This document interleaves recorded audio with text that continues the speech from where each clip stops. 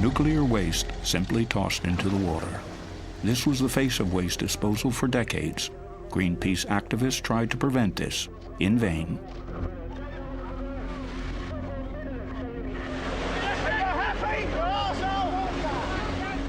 So what's the story behind all this dangerous radioactive waste in the sea? We have been conducting research for a year now in an attempt to find out what became of the barrels of nuclear waste. We also discovered pipes through which the nuclear waste is pumped into the sea. We visited fish markets, met experts.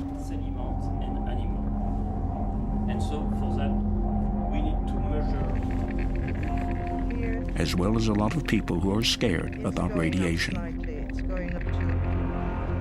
We asked politicians about the legacy of the nuclear industry, what's actually going on down there at the bottom of the sea. And because the answers turned out to be unsatisfactory, we went looking for the barrels of nuclear waste ourselves.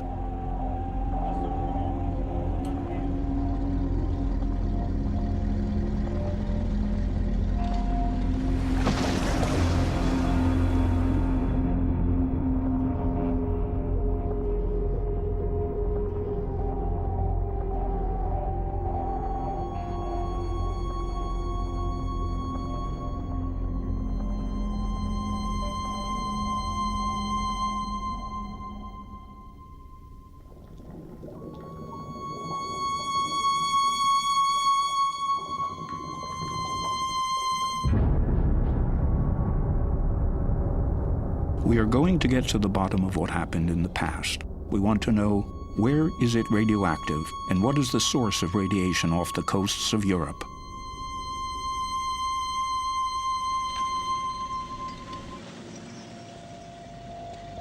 Anything radioactive was dumped in those steel barrels.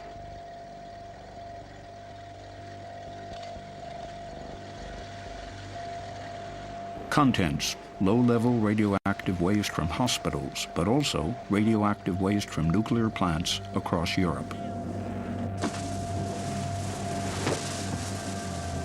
For decades, the nuclear industry has used the sea as a dump site.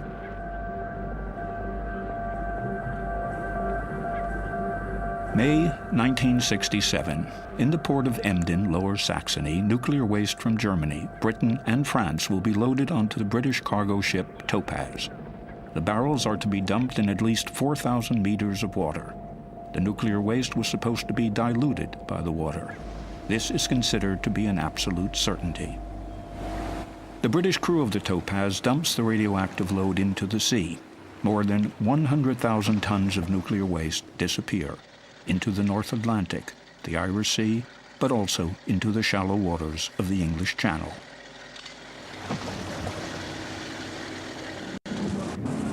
Then in the mid-1970s, Greenpeace stages various actions and raises awareness about these dumping activities. An outcry resounds across Europe.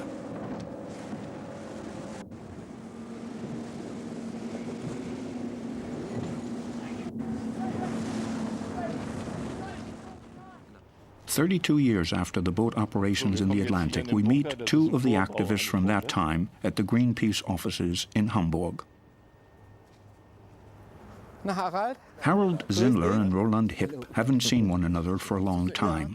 Both fought with great conviction and commitment against the dumping.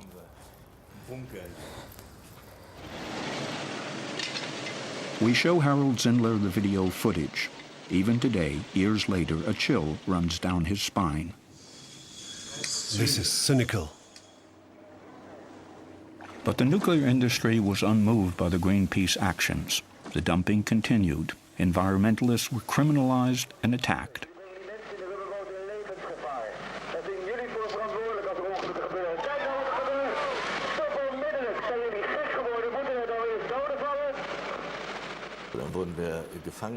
Then we were taken captive on the ship and were locked up in the bow. The dumping continued and we could hear it, and what we had just witnessed actually happened. A dinghy was hit again, and at that point the action was called off. It was far too dangerous and people could have been injured or even killed.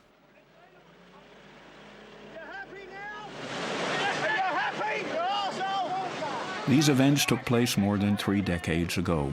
What has happened to the nuclear waste down there on the ocean floor since then? Who knows anything more about it? Come in. Thank you. We meet with a nuclear physicist, John Large, in London.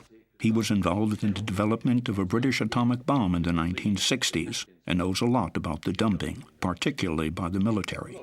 Large owns an extraordinary souvenir, a non-radioactive fuel rod from the Sellafield nuclear facility. Fuel rods of this kind were sunk deep in the ground. Large tells us something surprising. The men on the ship were being exposed to radioactivity while they were on the ship. So the ship was making its way to its dump site. Those men were like ticking clocks. The longer they stayed near the waste, the better. So it was on the captain to actually reach his allocated dump site within a certain time. If the ship ran into weather difficulties or was making a bad headway, it was slow, the captain was not concerned necessarily about where to dump the waste, but the time that the crew were being, and himself, were being exposed to radioactivity. So when the clock ran out, that's when they dumped. So there can be no assurance that the radioactive waste was dumped where the civil servants said it was dumped. So how can these barrels ever be located for, say, control purposes?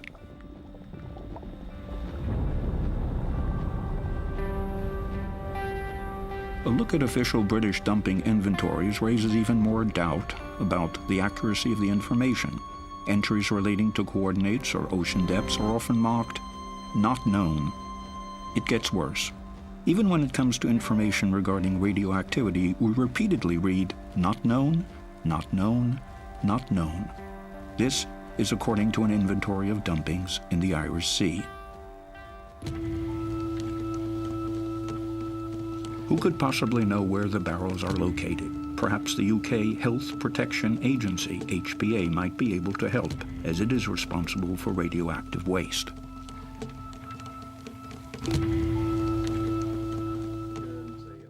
We meet Dr. John Cooper, departmental head of the Center for Radiation, Chemical and Environmental Hazards. He knows all about the problem of dumped nuclear waste barrels. Can it really be that the dumping inventories are incorrect? I would be surprised if there were other disposals which were not included, but of course you cannot completely exclude that. The military did never tell you what they dump. So what do you do with this fact? Well, I think at some point you have to rely on the information you've got.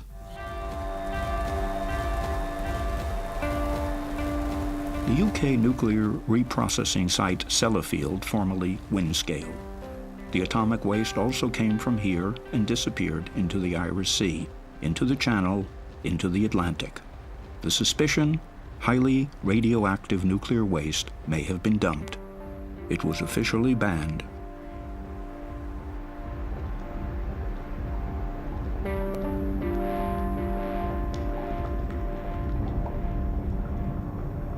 If you look at the inventories, the analysis of materials that have been recovered from the seabed that have only come from dumping, not atmospheric testing, from dumping, there's no doubt in my mind that high-level waste has been physically dumped at sea. That would mean that the inventories are incorrect in this particular. How could such errors occur? Are they actually errors at all, or was it intentional?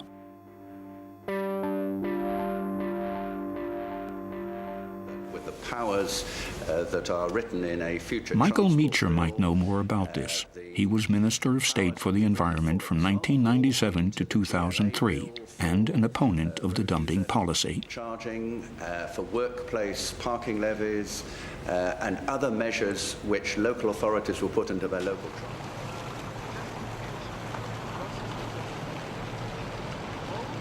Today, the former senior minister in Tony Blair's cabinet is an ordinary backbencher. We show him the inventories. Who made false statements? Who knew anything about the dumpings? I'd be very glad to have a copy here, and it's often likely to be a minor. The Commission will give guidance and advice to ensure. I suspect that that was an agreement between the Ministry of Defence, the Army, and the nuclear industry. I presume this was, I won't say a plot, but this was an agreement between them all to do something which they would rather not anyone knew about. And that's why it's now impossible to get the information about exactly what was dumped, where it was dumped. I think we have a pretty good idea where it was dumped, but we don't know, and the quantity of it we certainly don't know, and the effects of dumping that in the sea over decades or centuries, again, we don't know. I mean, this is a sort of conspiracy.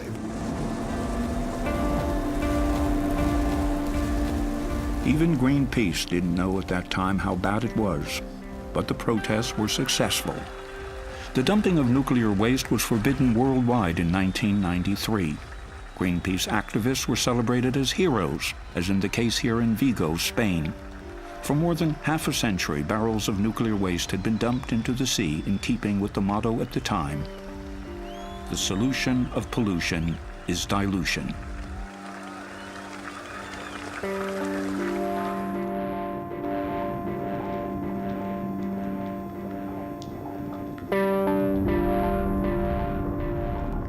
The fundamental underlying problem was that they assumed that if you dilute the radioactivity with tons and tons of water, it's safe to discharge. If you dump solid radioactive waste and it dissolves in tons and tons and tons of water, then it's safe to dispose of it in that way. And that is being proved wrong time and time and time again.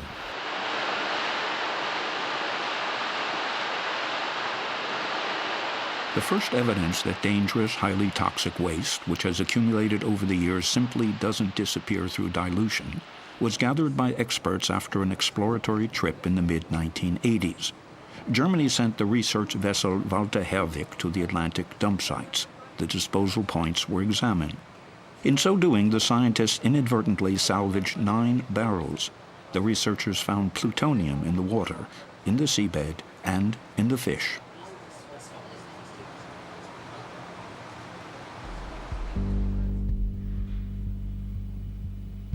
Internal papers from the Atomic Energy Agency, IAEA, state increased concentrations of plutonium in the dump sites indicate plutonium leaks from the barrels. So now the toxins have finally arrived in the biosphere.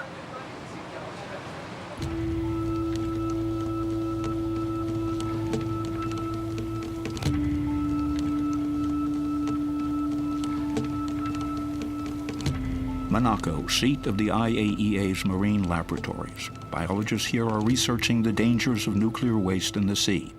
This is the head of the laboratory, Dr. Hartmut Nies.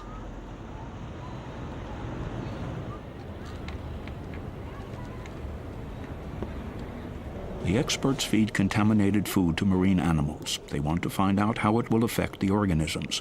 Dr. Nies and his colleagues are also in charge of the barrels of dumped nuclear waste.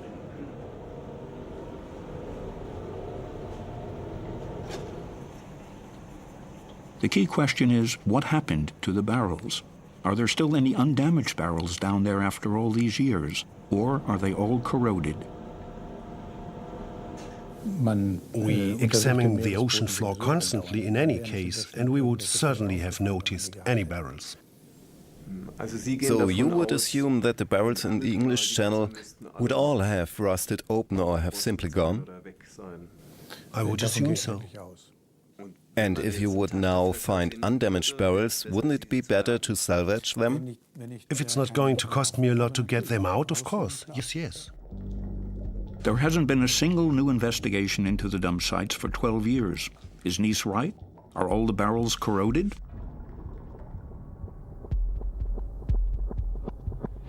We decide to have a look for ourselves.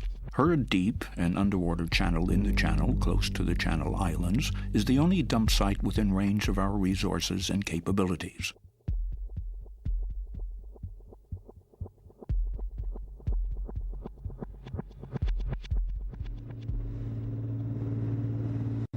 We have chartered a boat. Hurd Deep is approximately 10 nautical miles northwest of the Channel Islands, Alderney. A small submarine is supposed to provide us with video images. The unit is almost impossible to maneuver because the English Channel is known for its strong currents. The Greenpeace activist Harold Zindler is on board.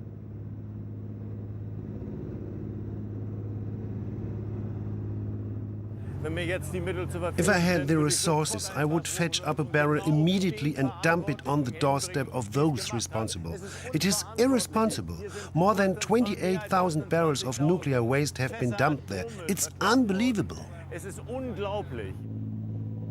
Hurd Deep's special attribute: thousands of barrels of nuclear waste are not stored at a depth of 5,000 meters, but are sitting there in a mere 100 meters of water.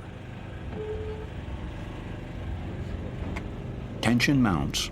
According to the inventories, there are munitions from the war down there, as well as nuclear waste.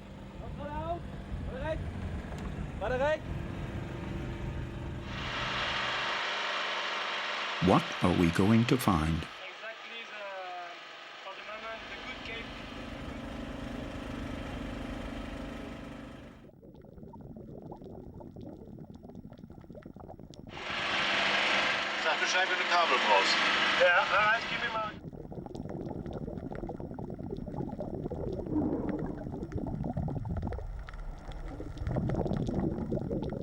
We filmed a nuclear waste barrel on the first dive, undamaged.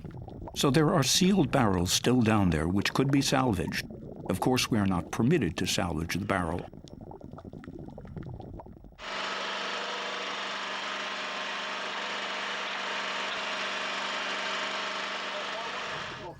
On the second dive, we also discover this totally corroded barrel. Up on the boat, the find leaves Harold Zindler upset. What shocked me most here? We discovered barrels very close to land in 140 meters of water in a place where we can even see Alderney and are looking towards France, which is barely 30 minutes away.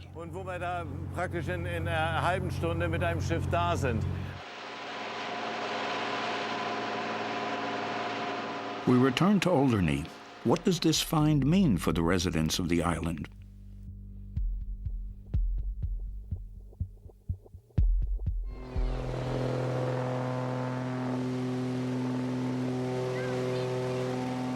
Professor Chris Busby approaching Alderney. The physicist was here decades ago. A doctor had asked him to come. There was an unusually high incidence of cancers on the island. Busby has been actively campaigning against the dangers of nuclear radiation for years now. He is regarded as something of an enfant terrible, stubborn and awkward.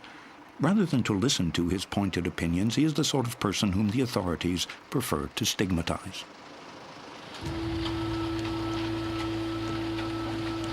Alderney is a peaceful place. Time passes more slowly here than elsewhere. It has a total of 2,400 residents.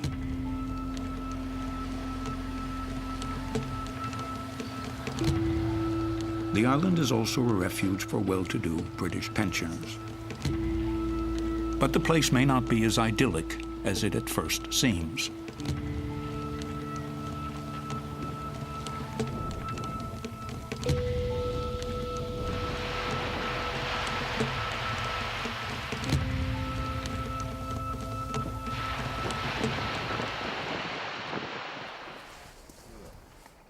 To our surprise, Busby first of all takes us to the cemetery.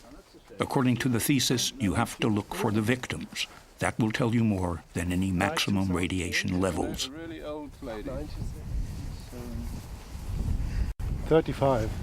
Where? There. No, for 50. So you only need to find one case of childhood leukemia on the whole island, and you've got an answer. You've got too many childhood leukemias. Too many. Another LIAM.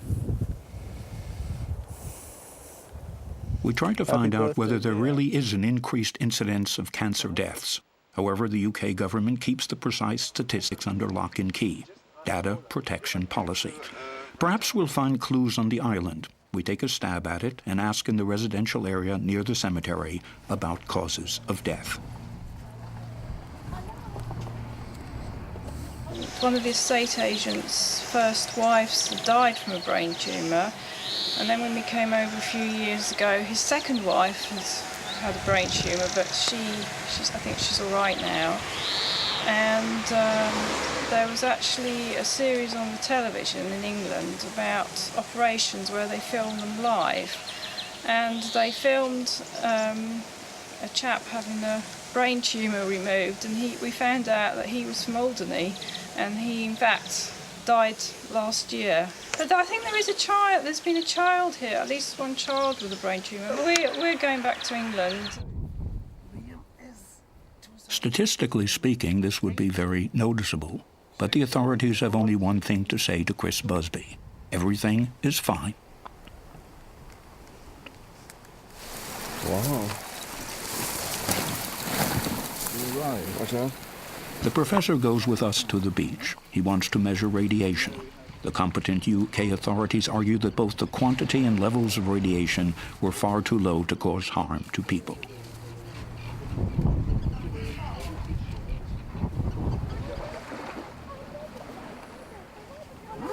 What we have learned since the 1980s is that material that goes into the sea comes back to land. And it does this because the particles on the seabed, the very fine particles, attract the radioactivity, attract the plutonium and attract the cesium and all the other stuff. Professor Busby wants to go even further out. Dusk begins to fall and the tide starts to come in. Busby criticizes the authorities because they didn't do any of their own measurements, but simply guesstimated the levels of radioactivity out there in Hurd Deep. I would expect to find cesium-137, ruthenium-106, a whole load of stuff. Plutonium. Plutonium? Yeah, for sure. So that might be quite poisonous here. Well, of course. Chris Busby's gamma spectrometer measures increased levels of radiation at this point. 204. But there was a hell of a lot of uranium from the Hurd Deep. They dumped an enormous amount of enriched uranium in the Hurd Deep. That was a very big amount of material there, so it's entirely possible that that also has ended up here. We also take readings with our Geiger counter. It is true, the level of radiation has increased. How dangerous is this for the people here on Alderney? Only requires one cell to be damaged to go on to form another cell and another cell and another cell and eventually form cancer. So every single dose, right down to a single radionuclide decay, has a finite probability of causing cancer. Is Busby on the right track, the outsider? And shouldn't the undamaged barrels be salvaged as a precaution? What does the director at the HPA, Dr. John Cooper, have to say?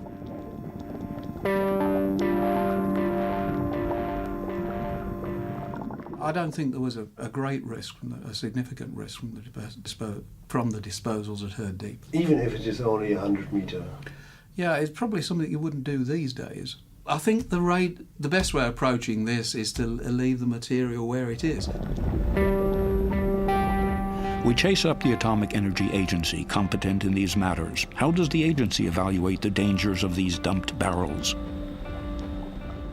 We have seen that the sea's capacity for dilution is so vast. We have seen in the discharges from Sellafield and La Hague, which have drifted with the currents over many years, that if this water were not seawater, then it would be suitable as drinking water. However, there are differing opinions about this. Professor Klaus Gruppen has published textbooks on radiation protection. So, what about dilution in seawater to levels that would meet the standards required of drinking water? And is everything really hunky-dory? If the amount in which it is diluted is infinitely vast, if I discharge it into outer space, then it might be well diluted. But the Earth is a very small celestial body, and the concentration is constantly growing. Our conclusion: the radioactivity is only spreading out instead of disappearing altogether through dilution.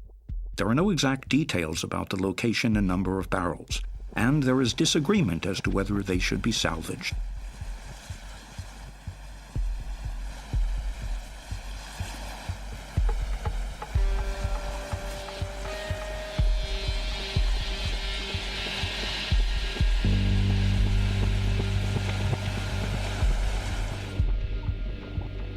The dumping of nuclear waste in the sea was banned worldwide in 1993, yet the nuclear industry has come up with other ways.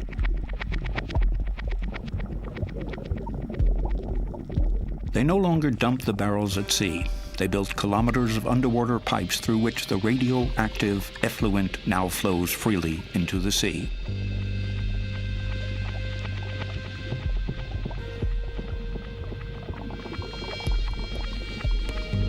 One of these pipes is situated in Normandy. It comes from the French reprocessing plant at Hague. Greenpeace protested here too, underwater.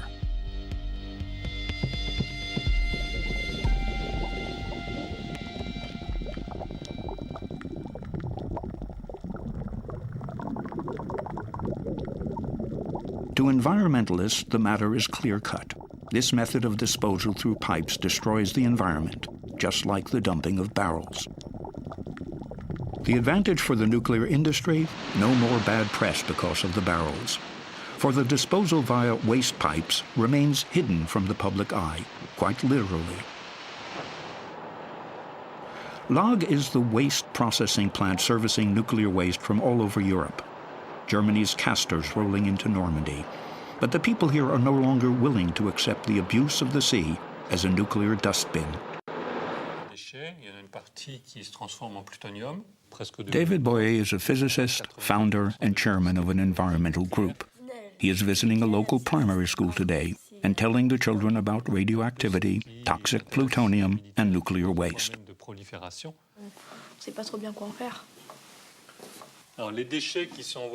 David Boyer asks us to come with him to the fish market.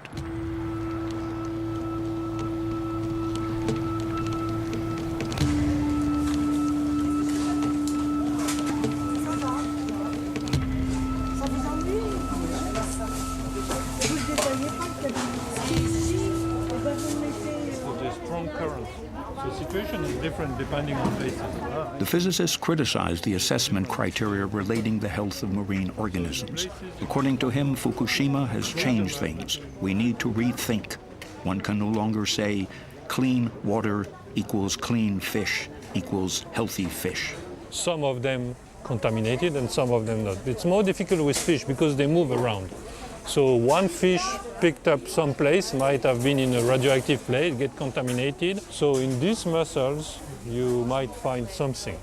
So what could be found in this mussel, for example? Some of the radioactive elements discharged by the reprocessing plant, like iodine, cobalt. So it's more like gambling, huh? Like you might be lucky or unlucky.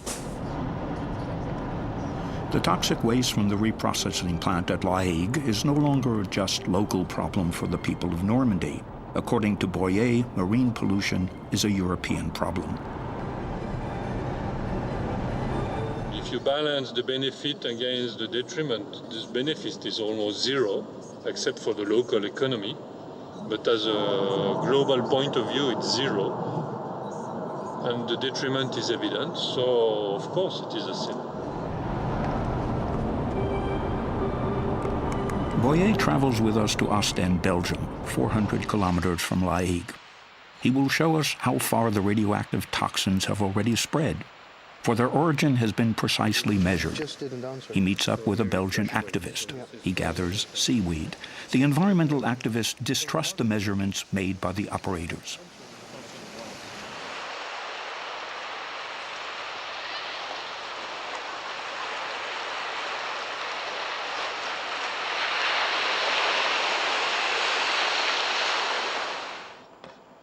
Boyer travels with us to Holland. He wants to collect seaweed samples for his lab here as well.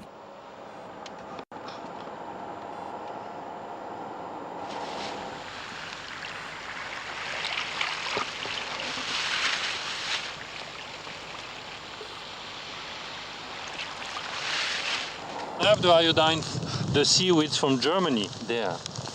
We collect, this was sent to Accra by a German friend of us who was worrying, is there iodine contamination from La Hague up to Germany? And the answer is yes. We find iodine in the seaweed up to Germany.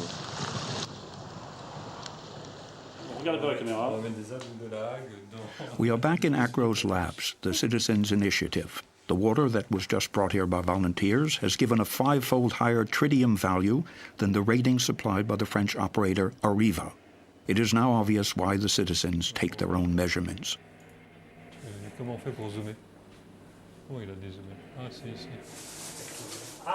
David Boyer has brought some marine animals from the market. Pierre Babet, a molecular biologist, tells us what happened to the animals.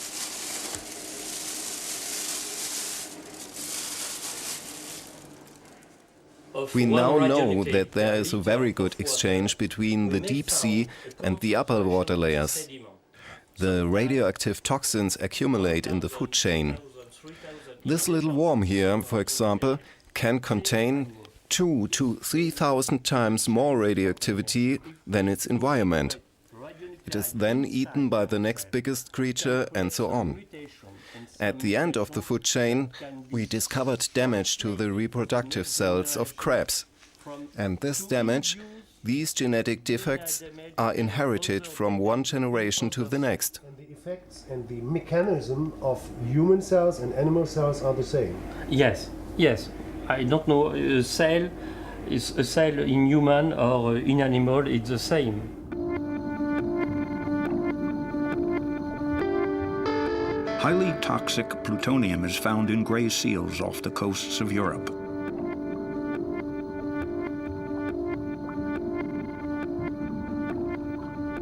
Radioactive cesium has been found in porpoises.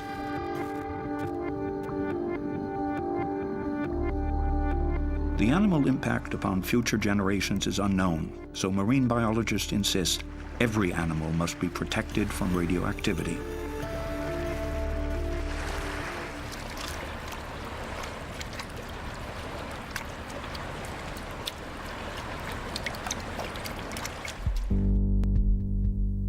But how dangerous is the nuclear waste in the sea for us humans? We look for answers to this question in the UK, in Sellafield. There have been some alarming reports from there. The second disposal pipe for Europe's nuclear waste is located in the north of England.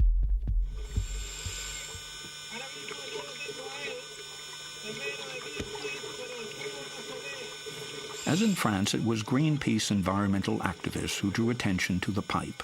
That was in 1997. Also present, the then 35-year-old Sean Burney. And the electricity.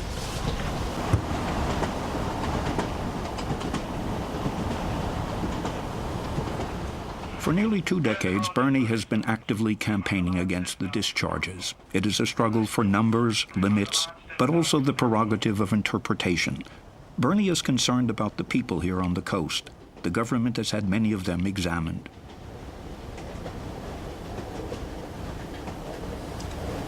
You see here, along this coast, there are people living on this beach. You can see these small houses. And they are what's considered one of the critical groups because they live right on the beach. They're exposed every day to the sea and therefore to radiation coming in from the sea. So their houses are full of plutonium dust. Their bodies will be more radioactive. They'll have plutonium in their teeth. The closer you are to Sellafield in the UK, the more plutonium you have in your teeth. The pipe from Sellafield is clearly visible only from the air. But how could the disposal contractor bypass the ban on discharges? Nuclear waste is still being dumped in the sea. The operators argue this is land-based disposal and therefore legal. It has been approved by the authorities. Is there a scientific, logical reason why barrels are prohibited and discharges are allowed? I think it is more a philosophical question. This is not a philosophical question for him. Wolfgang Rinneberg was Director for Nuclear Safety at the German Federal Ministry of the Environment and is an expert in the disposal of radioactive waste. No, there is no logical reason for it. Ultimately, there are only economic reasons. The question is, how expensive would it be to install appropriate filtration systems, for example, that would ensure that a discharge of this kind is close to zero? Perhaps this plant would prove to be uneconomical. That's what's behind it. There's no evidence of a physical reason or any other reasons for that matter. Every day, more radioactive swill flows into the Irish Sea. Nuclear waste from Sellafield can now be found on the Norwegian coast.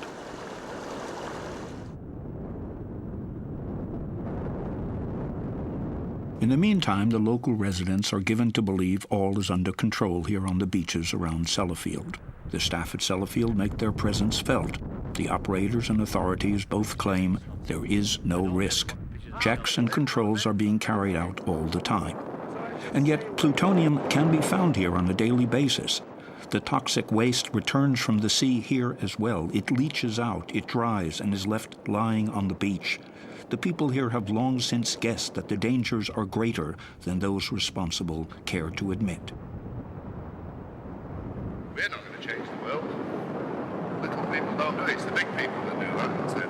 I've never heard any frightening tales. It could be kept quiet. It could be under the carpet. It might not be. But until I know,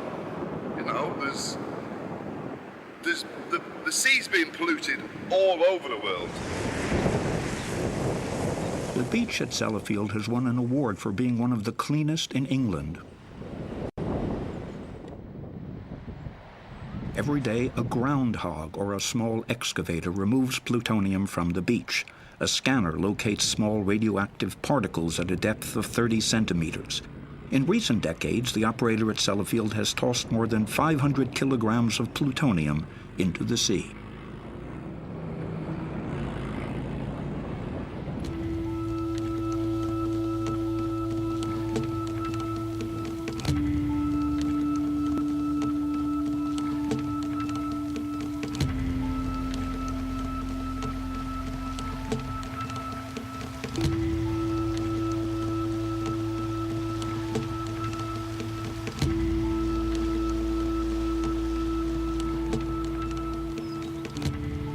A woman from the Netherlands, Janine Alice Smith, lived inland from Sellafield for many decades. She is positive that the British authorities are playing down the problem of radioactivity. And she is also convinced that years ago, plutonium from Sellafield caused her young son's illness, leukemia. So the reason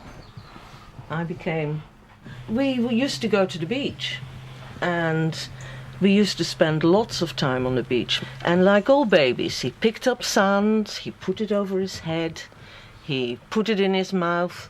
At the age of 12, he got leukemia.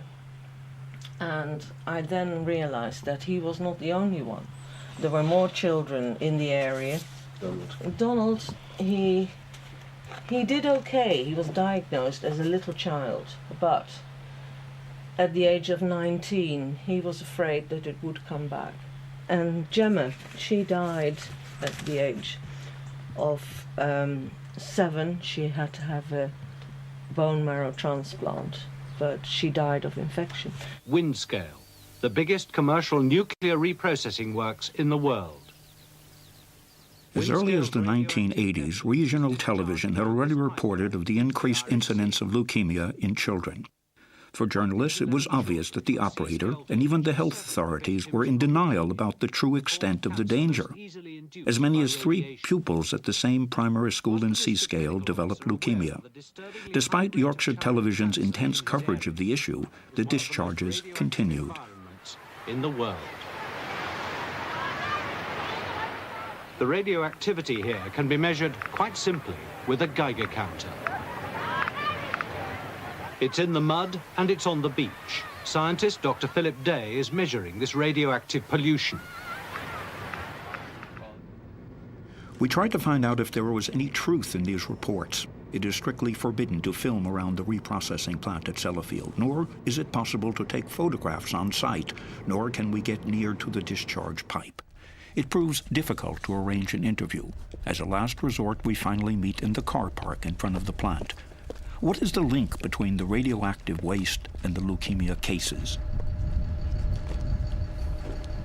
Obviously, the leukemia issue is a difficult one. It's been investigated for years by the UK medical authorities, who are the right people to investigate that sort of issue.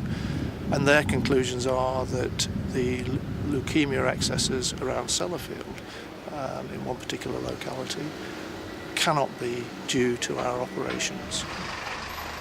On the basis of that reasoning, the beach remains open in spite of the plutonium finds.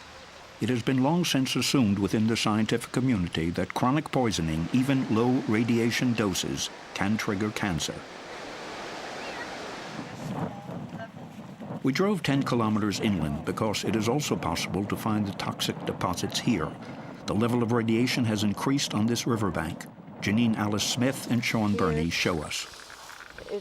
It's going up slightly. It's going up to about 30, so that is 3 times nearly what we found sort of lower on the road when we started. And this is a spot which is freely accessible to the public. A bridle path leads along the riverbank. Burney and Alice Smith are critical of the authorities. They believe that they are being deliberately imprecise about their work.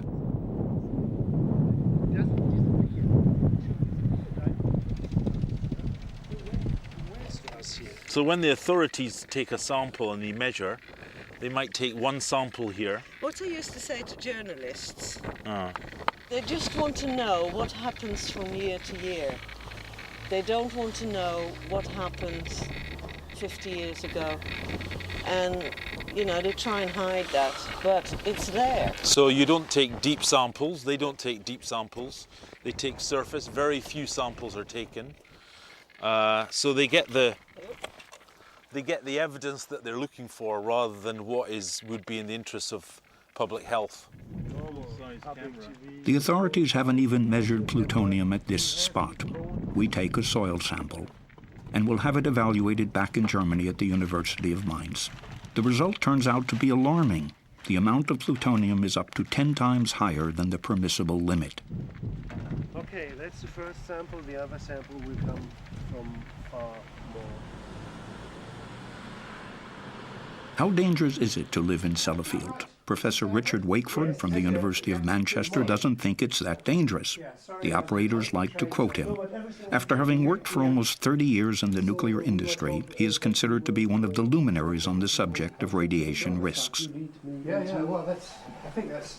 I bet we go into the corner over there. Prepare the chair over there. Sure, okay. I assess the risks from radiation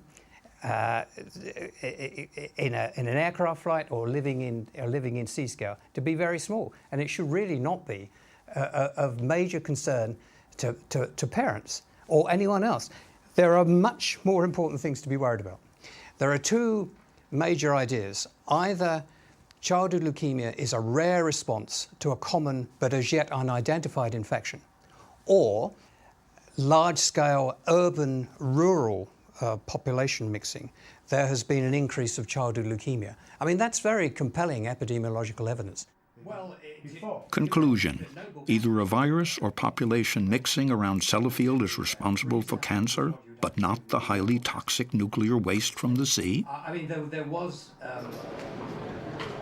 We are confused and ask a German expert, the physician Klaus Hoffmann, a member of the various German federal government's radiation protection committees. We meet the busy scientist in a Bonn hotel. What do you say when UK experts stand there and proclaim that these connections don't exist? Well, they are simply wrong. There is little evidence for the population mixing hypothesis, and there is absolutely no evidence of the virus hypothesis. There is neither a virus, nor are there antibodies. In other words, forget this whole infection hypothesis. These hypotheses that have arisen primarily to explain away any risk from radiation. Das Strahlenrisiko eben wegzudiskutieren. It is no longer possible to explain away radiological risks contained in internal IAEA documents. Here we read of the advantages, low energy costs, jobs. But there is also a record here of the very things Professor Wakeford is refuting. Radiation is indeed responsible for shorter life expectancy and premature death. Cancer is also named as the cause: leukemia, bone cancer, thyroid cancer, lung cancer.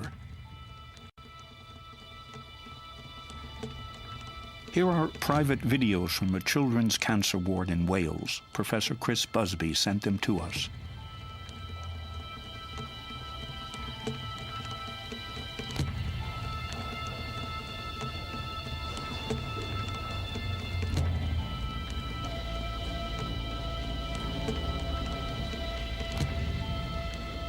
In recent decades, doctors have been registering a steady increase in childhood leukemia here. For the little ones, the treatment is torture. Everyone is convinced that the leukemia comes from Sellafield. Chris Busby asked us to visit him again.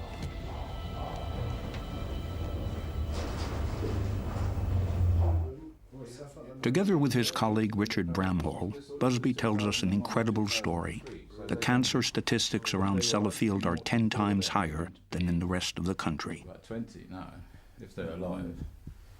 Or else you have to find somebody. They will do anything to cover up the truth. We were leaked that data, the database from the Wales Cancer Registry. Someone had a bad conscience. Eventually the Wales Cancer Registry people said, oh, well, we'll give you the data, but not down to the small areas, but down to like the county district areas, which is much bigger.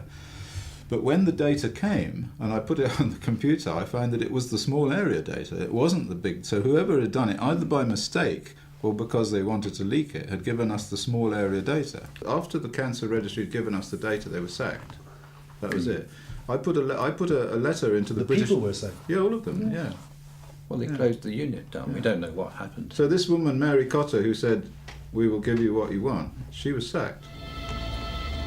Recently, the House of Lords refused to publish current pediatric cancer numbers, data protection policy. And the nuclear industry, it strikes a balance between cancer rates and costs. The effort required to protect people from radiation exposure should also take stock of the cost implications. We want to find out from the UK health authorities, can it really be true? To reduce the doses any further might cost disproportionate amount of money that could be actually spent elsewhere. So that's the sort of balancing you have to do. Is that supposed to mean that you are prepared to accept a number of cancer deaths? To keep the costs of discharging atomic waste into the sea as low as possible? You are doing that comparison. I'm reading that. And that's no different to what happens in many other areas of decision-making in society. Where do such cost-benefit considerations come from? In our research, we come across the influential ICRP, the International Commission on Radiation Protection. The group operates as an independent charity for the benefit of the public. A request for an interview with the director is refused. But we find a lecture on the internet by the former chairman, Roger Clark. Society's changed. If you went He elucidates the cost-benefit principle. Clark cites Epicurus's utility ethic. Some examples. The needs of the many outweigh the needs of the few, right? Everybody The needs of the many outweigh the needs of the few. Was a good thing. So you vaccinated everybody with immunization. Insiders tell us that the ICRP is the elongated arm of the nuclear industry. We also come across Professor Wakeford's name on the website, the expert from the University of Manchester.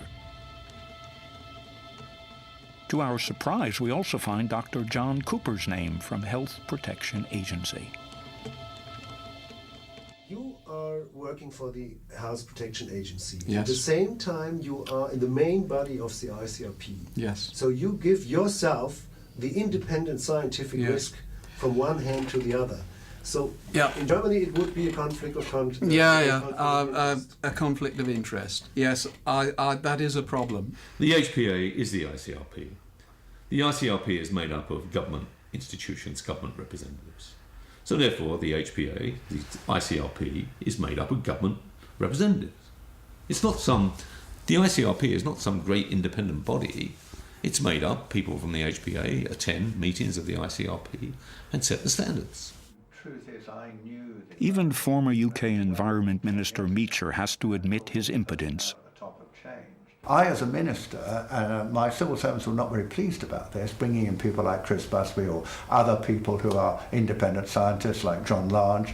I mean, they didn't want that kind of confrontation or discussion or debate. I mean, if we had that kind of open, honest exercise, one would feel a lot more confident.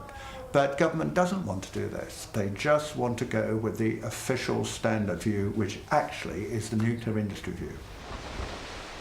And at the coalface, for years now, Sean Burney and Janine Alice Smith have endured much frustration. No one talks openly. The environmental activist and the mother of a son with leukemia are fighting a quixotic fight. I think in a way it's quite a sad place. It used to be a really thriving holiday place. People used to come from all over with trains from all parts of Cumbria.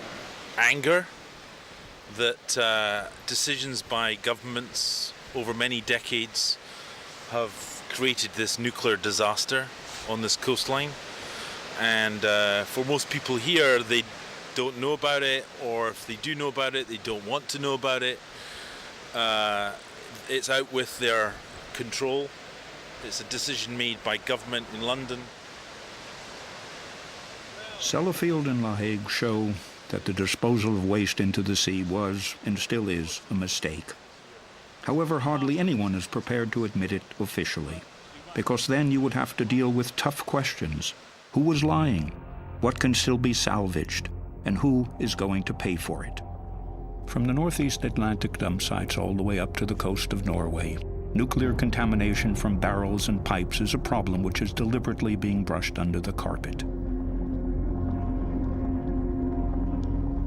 This can only be resolved by sealing off the pipes and salvaging the undamaged barrels wherever possible.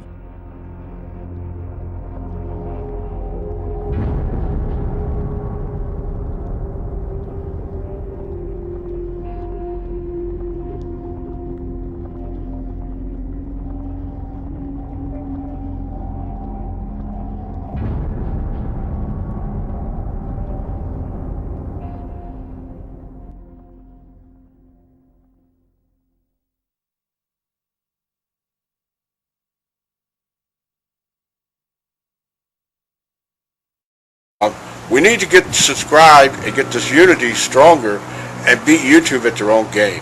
Okay, that's what this is about. Like I say, go to the remix button, hit the remix button. That way you'll have this video and keep up with this. Otherwise, you know, YouTube's just going to control us, guys, and it's really bad.